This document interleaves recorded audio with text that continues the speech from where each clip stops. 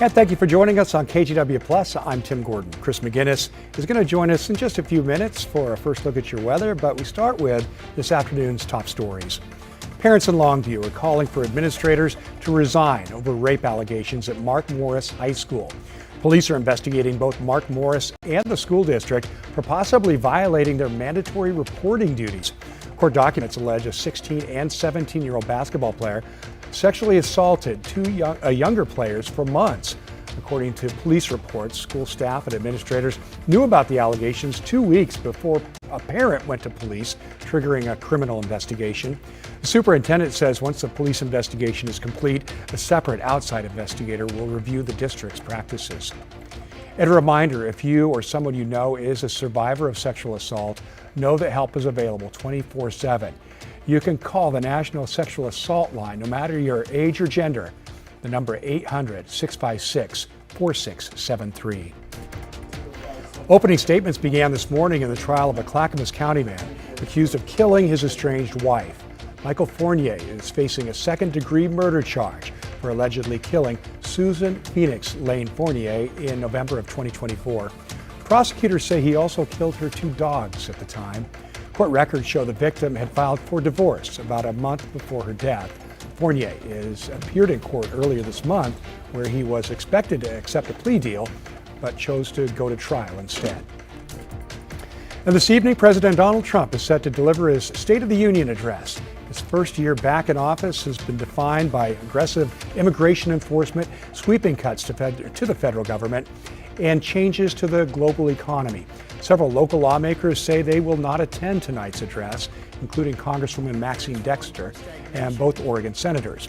You can watch the president's speech tonight at 6 o'clock right here on KGW. And taking a live look from our Salem Skycam now, looking out over the Capitol Mall, where state Democrats are one step closer to having you vote on an increase in taxes, including the gas tax, in May instead of November. This morning, the House of Representatives gave the bill its first reading after passing out of the Senate. This all goes back to last fall when Oregon lawmakers passed a series of fee hikes and tax increases to fund ODOT. Republicans collected enough signatures to get a referendum overturning many of those hikes on the ballot. While they want it to be on the November ballot when voter turnout is higher, Senate Democrats passed a bill Monday that moves up the timeline. Nearly 250,000 Oregonians signed a petition that explicitly said November 3rd was at the election date. Now, Senate Bill 1599 seeks to break that contract by truncating the process, collapsing the Supreme Court's review of the ballot title, and shredding the statutory framework for a robust public debate. The sooner that we in this governing body can get explicit direction from the public, the sooner that we in the legislature can get to work on the difficult task of finding a long-term solution that protects and preserves our existing public infrastructure. Democrats are hoping to pass the bill by tomorrow and send it to Governor Tina Kotek's desk for her signature. The House still needs to approve the plan before that could happen. Meanwhile, House Republicans held a walkout during yesterday's floor session. Republican leadership says they did it to call attention to a colleague accused of creating a hostile work environment. The accused Representative Jason Kropp, a Democrat from Bend, of intimidating another lawmaker into changing her vote on a firearms bill.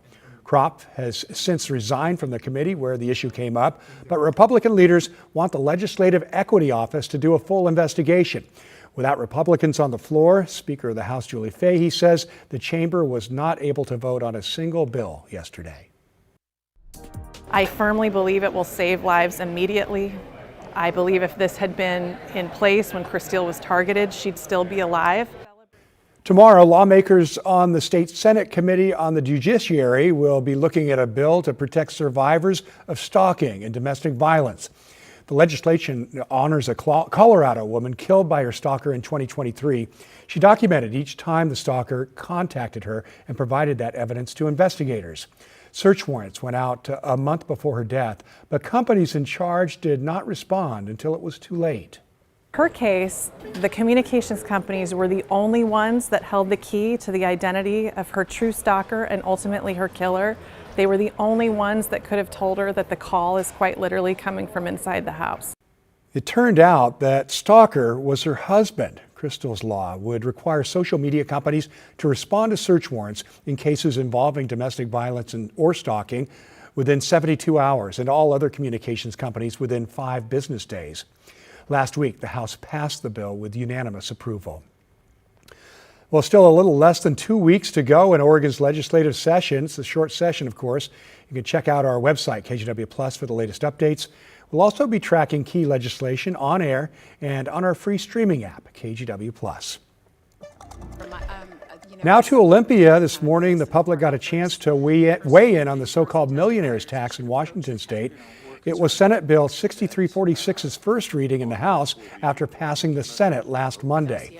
Hundreds of people signed up to speak their mind on the controversial bill. If passed, the Democrat-led proposal would saddle households bringing in $1 million or more annually in income with a 9.9% income tax.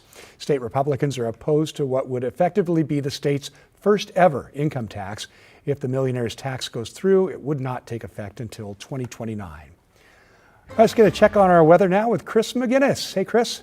A couple of days, right? And rainy as well, but we are starting to see a little silver lining in those clouds. And I take you to the Astoria column sky camera. It's kind of tough to see. It's dark, but I think if you look really closely here, there's actually a little sliver of clearing there on the horizon, a sign of things to come. Not necessarily today, but tomorrow and beyond. It's 48, by the way, right now in Astoria. Our Vancouver sky camera looking down from the springs and the waterfront. There's the Interstate Bridge there in the background. 44 right now in Vancouver.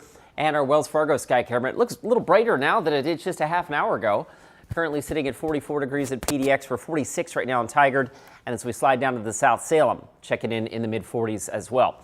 Rain diminishing across the area. I mean, it's still a little drippy here and there. We're not completely done with the rain, but there will be quite a bit of dry time to be had out there as well. So that should help the afternoon, evening commute here. That said, I keep the chance of a raindrop or two in our forecast for the rest of the afternoon. And as you can see, temperatures not going very far, generally in the upper 40s. Much drier weather in the forecast. In fact, we are eyeing what could be a pretty nice weekend. I've got more on that coming up in just a few minutes. Tim? All right, Chris, thank you. We were all saying how we were wanting to stay another day, and then we were forced to stay another day, and we really just can't wait to get home. Many tourists, including some Portlanders, are on vacation, are now stuck in Mexico amid fallout from the killing of a high-profile drug cartel leader. The U.S. State Department has warned U.S. citizens in spots like Puerto Vallarta and Guadalajara to shelter in place, and many flights have been canceled. This comes after the Mexican military carried out an attack on the cartel leader known as El Mencho on Sunday. Since then, the military has been in gun battles with other cartel members who have also blocked roads and set vehicles on fire. We spoke with 2 Portlanders who were on vacation in the area. One of them said as soon as he heard the news, his first thought was to stock up on water. It quickly became apparent that things were intense.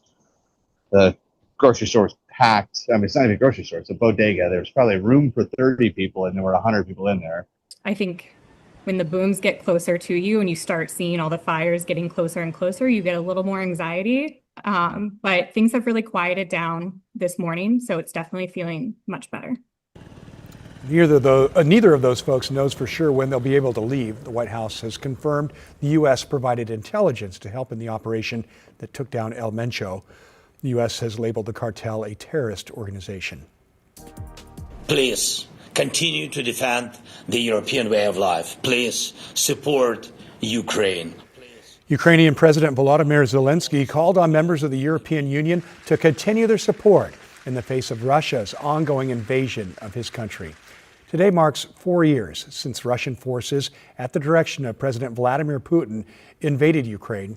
As of early 2026, humanitarian groups estimate as many as 600,000 have been killed or injured in Ukraine and 1.2 million in Russia. NATO's Secretary General today echoed Zelensky's calls for the coalition to continue supporting Ukraine. It is imperative that Ukraine continues to get the military, financial and humanitarian aid it needs to enable Ukraine to defend itself against Russian terror from the skies and to hold the front lines. Russia and Ukraine have been engaged in peace talks led by the U.S. And as of the last round of negotiations last Wednesday, there has been little clear progress. Still ahead on KGW News at 12:30, it's been 1 year since the Black Cultural Center opened its doors in Portland's North Library. I think it's one of the big hearts that we have, and I would like to continue to see it keep beating. We'll dig into the numbers for a better idea how it's been used in year one when we come back. I'm Matthew Herchick, new morning anchor at KGW. I'm a huge sports fan, and I know I might be from the Buckeye State, but I'm excited to explore what the Rose City has to offer. I want to make sure you're prepared for the day, whether it's bringing you breaking news or sharing those inspirational stories that make you smile. We've got you covered. Because when news moves fast, you need a team that moves with you. Make the move to Portland's #1 streaming newscast, Sunrise, weekday mornings from 5 to 9, anywhere you watch.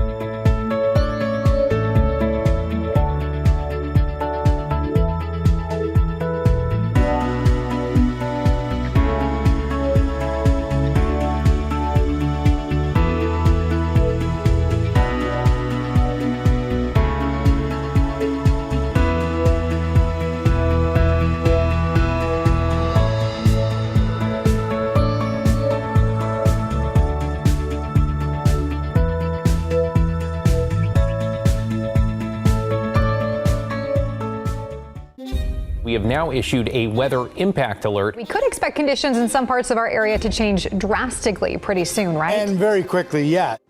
This is significant rainfall coming our way. You'll definitely want to be extra cautious. It's certainly becoming increasingly hazardous. We've got the potential for some tree limbs or even trees or power lines to come down. Of course, when you hear thunder, it's always best to take cover. On Weather Impact Alert Days, stream extended coverage on KGW+. Welcome back. It's been 1 year since the new Black Cultural Center opened at the Portland North Library. It's a key addition to Multnomah County's revitalization of local libraries in the Albina neighborhood. KGW's Libby Dowsett went there to see how it was doing.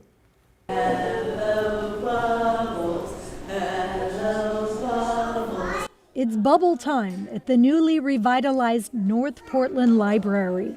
Parents and toddlers gather round for some soapy fun. And right down the stairs, families will find the library's Black Cultural Center. This has kind of become a highlight for the Black community, a space to give back. And I love giving tours in this room because people are always just kind of like awed. And I think this is the space that we have the most amount of art pieces in all at once. Ace Brown is a Black cultural library advocate and teen and youth librarian here in North Portland. I'm very passionate about my work. I'm very passionate about libraries. I'm very passionate about my community. I'm very passionate about my culture. She says a big draw at the Black Cultural Center since it opened a year ago is the Black Pacific Northwest collection. It's entirely made up of Black authors or books about Black members of our community or beyond. She says teens are drawn to the Jefferson High School memory books. There's educators that were students in here, and there's pictures of them. And sometimes they just want to kind of like browse themselves and look at the different placards, but sometimes it kind of initiates a conversation and you kind of get into something a little bit like deeper there. According to Multnomah County, visits are up. Some 179,000 people visited the North Portland Library since reopening a year ago, with 6,300 of them attending one of the library's programs. And it's not just the North Library seeing the numbers go up. The new and improved Albina Library, about a mile and a half away, has seen numbers go straight up.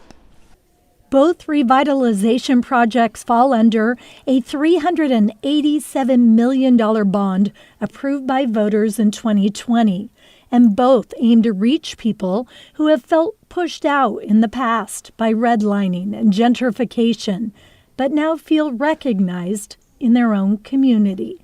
The library is for the community. It runs by the community, for the community.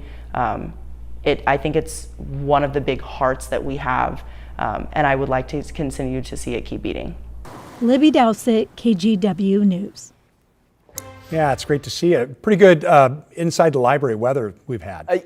Yeah, I mean, that's certainly one way to put it. Over the last 4 days, we've had our fair share of rainfall, but rain is diminishing. And in fact, our forecast calls for a significant drying trend. That said, still a few more raindrops out there this afternoon, with temperatures holding steady in the mid-40s. Your full forecast, eyeing dry weather in just a few minutes. Hi, I'm Christine Padawanich. I'm a journalist at KGW, and I love exploring Portland's amazing food scene. New spot? I'm there. So I don't just report about our community, I belong to it. What happens here affects us all, and that's why we care so deeply about getting it right. And when local journalism is done right, it doesn't sit still, it moves. It moves you to act, to vote, to volunteer, to speak up, or to lend a hand. It moves your mind by challenging assumptions and offering new perspectives. It moves you forward by giving you the information to make decisions and thrive where you live. And yes, it moves your heart through the good stuff that stays with you wherever you are. And at KGW, we're here for all of it. These are the stories that move Portland.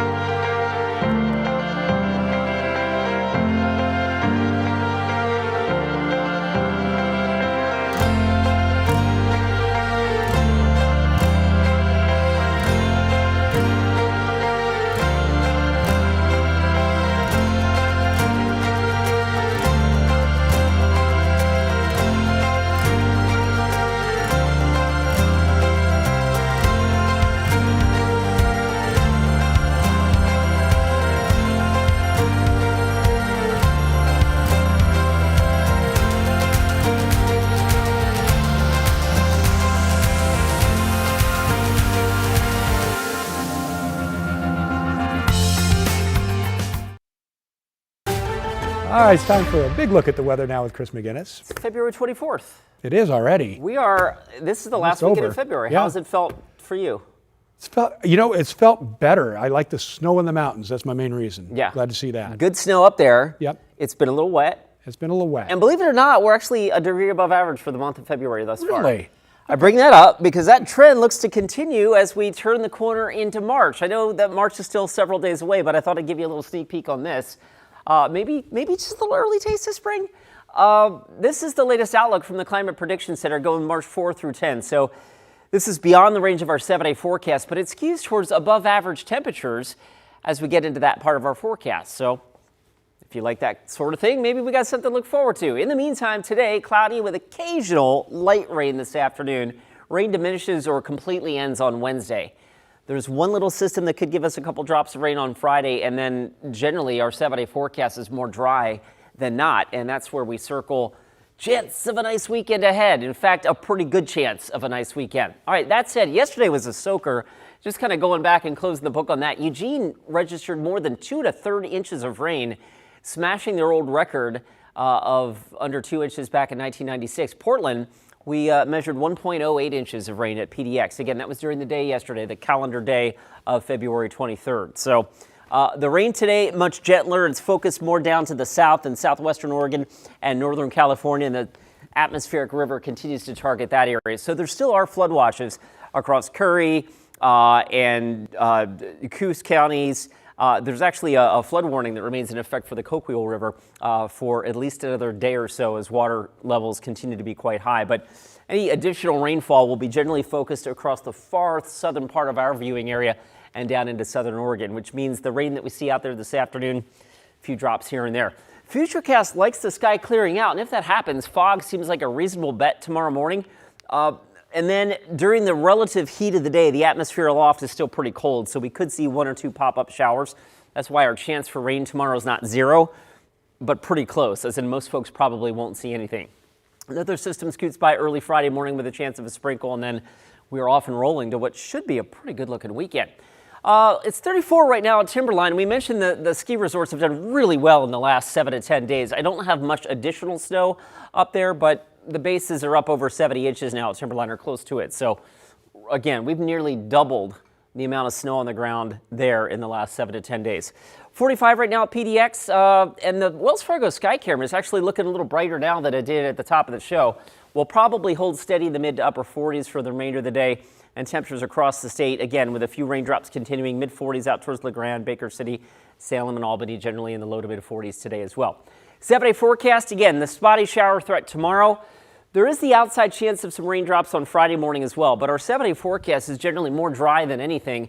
And as we look forward to the weekend, why not? I know it's only Tuesday, but at this point, this coming weekend is looking like it could be a really nice one. We'll be right back. KGW Plus TV app, streaming 24/7. Local news from the team you trust. Track how the weather will impact your day. Breaking news, live from the scene. All the local news you need. KGW Plus. Download on your TV and watch for free. On Weather Impact Alert Days, stay informed, prepared, and connected with KGW and KGW Plus. Coverage that alerts you to what's coming and how it will impact you. Watch extended weather coverage on KGW Plus.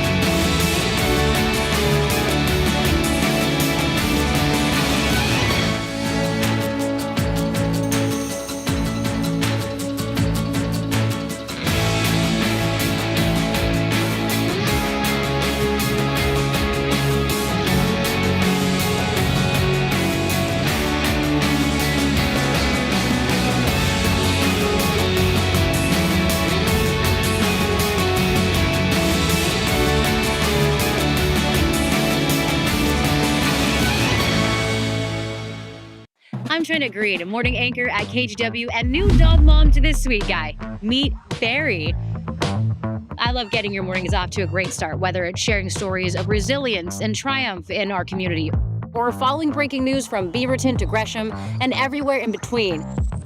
We've got you covered, because when news moves fast, you need a team that moves with you. Make the move to KGW Sunrise, weekday mornings from 5 to 9, anywhere you watch. Welcome back. In a first for the Portland Metro, athletes from up and down the West Coast gathered in the Rose City for a power soccer tournament over the weekend. Teams from California and Canada made the trip to the Beaverton Family YMCA to play in the event run by the Rose City Renegades power soccer team. You can see it happening there. Power soccer is a game for power wheelchair users. Players use modified wheelchairs to move that ball around. Each side has 4 players out there, 3 in the field and a goalkeeper as well. It's a fast-paced and dynamic game. It's just so much fun. It's not only do we get to compete at a high level in other sports that we can do ourselves independently, but you also hang out with other people in your community. And, you know, we're all enemies on the court, and then we're all like just like one big, happy, weird family after the game's over. So it's fun. I love it. Yeah, who wouldn't? That's fantastic. Well, the Rose City Renegades and the other teams in the tournament hope to play in the national tournament later this year. We're going to take a break. We'll be back in 2 minutes.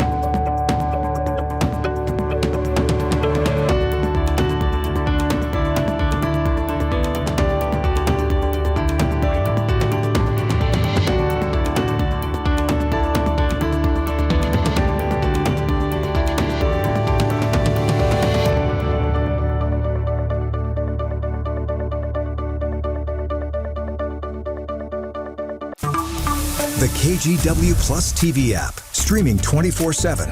Local news from the team you trust on your time. Track how the weather will impact your day. It's certainly becoming increasingly hazardous. Extended, continuous coverage of breaking news live from the scene. That snowpack is still heavy. Go deeper with in-depth interviews and exclusive reporting. All the local news you need, live or on demand. KGW Plus. Download on your TV and watch for free. The KGW Plus TV app, streaming 24/7. Local news from the team you trust. Track how the weather will impact your day. Breaking news live from the scene. All the local news you need. KGW Plus. Download on your TV and watch for free. On Weather Impact Alert Days, stay informed, prepared, and connected with KGW and KGW Plus. Coverage that alerts you to what's coming and how it will impact you.